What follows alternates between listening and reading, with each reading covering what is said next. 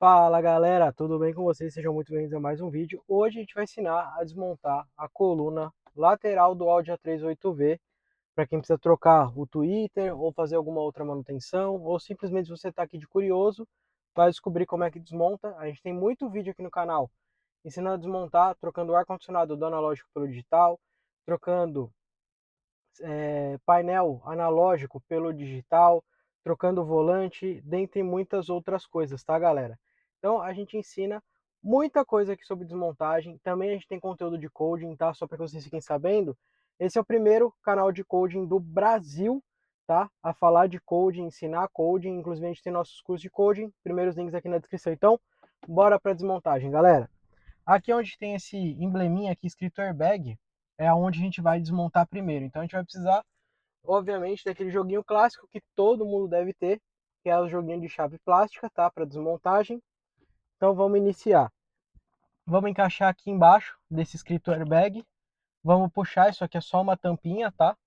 E aqui atrás a gente já tem uma chave Torx lá dentro, tá? Eu vou usar a chave Torx aqui, é uma T25. Então, só encaixar. Agora a gente gira e solta, né? Esse Torx T25 daqui, porque senão a gente não vai conseguir desmontar. Então vamos soltar aqui com a chave, né? Com o Torx, para a gente conseguir remover. Prontinho, já soltei. Vamos para o próximo passo. A gente vai pegar a chave aqui, plástica, e vamos forçar para a gente conseguir retirar, né? Obviamente, essa lateral. Lembrando para vocês que 80, 90% do carro ele é, né, simplesmente de encaixe. Bom, achei mais algumas presilhas, deixa eu mostrar aqui para vocês, ó.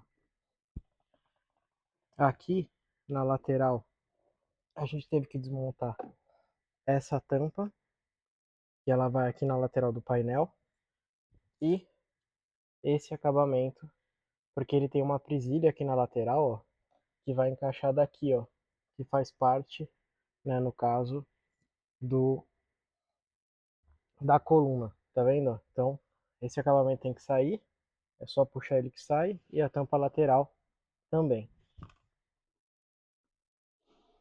Então, voltando para o lugar, vamos continuar aqui tentando desmontar.